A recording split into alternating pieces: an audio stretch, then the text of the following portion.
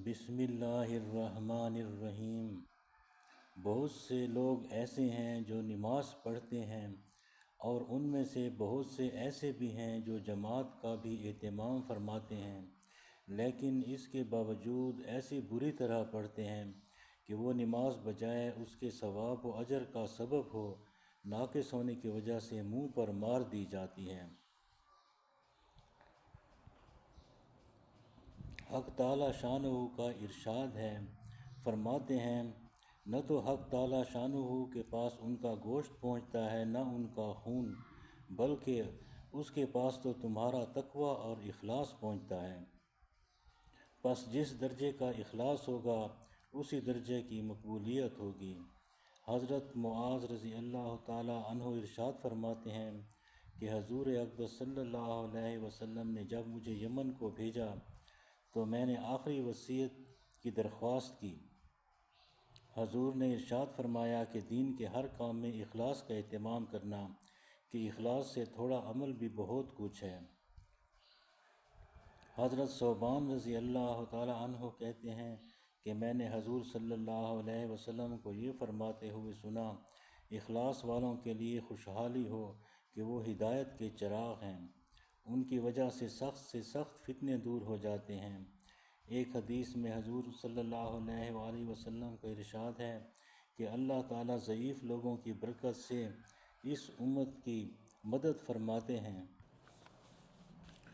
نیز ان کی دعا سے، ان کی نماز سے، ان کے اخلاص سے۔ نماز کے بارے میں اللہ جل شانہ کا ارشاد ہے، بڑی خرابی ہے ان لوگوں کے لیے جو اپنی نماز سے بے خبر ہیں، جو ایسے ہیں کہ دکھاوا کرتے ہیں۔ حقیقت میں نماز ایسی ہی دولت ہے۔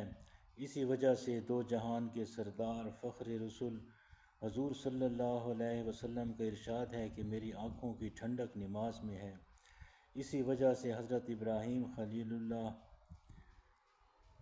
دعا فرماتے ہیں، رب اجعلنی مقیم الصلاۃ ومن ذریتی ربنا وتقبل دعا۔ اے رب مجھ کو نماز کا خاص اہتمام کرنے والا بنا دے اور میری اولاد میں سے بھی ایسے لوگ پیدا فرما جو اہتمام کرنے والے ہوں۔ اے ہمارے رب میری یہ دعا قبول فرما لے۔ اب میں چند حکایات صوفیاء پیش کرتا ہوں۔ شیخ عبد الواحد رحمۃ اللہ علیہ مشہور صوفیاء میں سے ہیں۔ فرماتے ہیں کہ ایک روز نیند کا اتنا غلبہ ہوا کہ رات کو اوراد و وظائف بھی چھوٹ گئے۔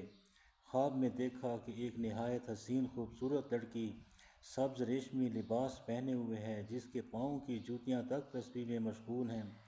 کہتی ہے کہ میری طلب میں کوشش کر، میں تیری طلب میں ہوں۔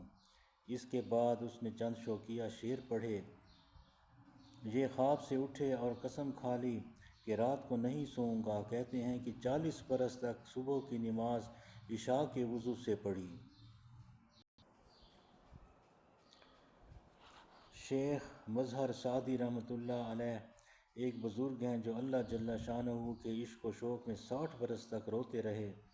ایک شب خواب میں دیکھا گویا ایک نہر ہے جس میں خالص مشک بھرا ہوا ہے، اس کے کناروں پر موتیوں کے درخت سونے کی شاخوں والے لہلہا رہے ہیں۔ وہاں چند نو عمر لڑکیاں پکار پکار کر اللہ کی تسبیح میں مشغول ہیں۔ انہوں نے پوچھا تم کون ہو؟ تو انہوں نے 2 شعر پڑھے جن کا مطلب یہ تھا کہ ہم کو لوگوں کے معبود اور محمد صلی اللہ علیہ وسلم کے پروردگار نے ان لوگوں کے واسطے پیدا فرمایا ہے جو رات کو اپنے پروردگار کے سامنے اپنے قدموں پر کھڑے رہتے ہیں اور اپنے اللہ سے مناجات کرتے رہتے ہیں۔ ابو بکر زریر رحمۃ اللہ علیہ کہتے ہیں کہ میرے پاس ایک نوجوان غلام رہتا تھا، دن بھر روزہ رکھتا تھا اور رات بھر تہجد پڑھتا۔ ایک دن وہ میرے پاس آیا اور بیان کیا کہ میں اتفاق سے آج رات سو گیا تھا۔ خواب میں دیکھا کہ محراب کی دیوار پھٹی، اس میں سے چند لڑکیاں نہایت ہی حسین اور خوبصورت ظاہر ہوئیں، مگر ایک ان میں نہایت بدصورت بھی ہے۔ میں نے ان سے پوچھا تم کون ہو اور یہ بدصورت کون ہے؟ وہ کہنے لگیں کہ ہم تیری گزشتہ راتیں ہیں اور یہ تیری آج کی رات ہے۔ ایک بزرگ رحمۃ اللہ علیہ کہتے ہیں کہ مجھے ایک رات ایسی گہری نیند آئی کہ آنکھ نہ کھلی۔ میں نے خواب میں دیکھا کہ ایک ایسی نہایت حسین لڑکی ہے کہ اس جیسی میں نے عمر بھر نہیں دیکھی۔ اس میں سے ایسی تیز خوشبو مہک رہی تھی کہ میں نے ویسی خوشبو بھی کبھی نہیں سونگھی۔ اس نے مجھے ایک کاغذ کا پرچہ دیا جس میں 3 شعر لکھے ہوئے تھے۔ اس کا مطلب یہ تھا کہ تو نیند کی لذت میں مشغول ہو کر جنت کے بالا خانوں سے غافل ہو گیا جہاں ہمیشہ تجھے رہنا ہے اور موت بھی وہاں نہ آئے گی۔ اپنی نیند سے اٹھ سونے سے تہجد میں قرآن پڑھنا بہت بہتر ہے۔ کہتے ہیں اس کے بعد سے جب مجھے نیند آئی اور یہ اشعار یاد آئے تو نیند بالکل اڑ جاتی ہے۔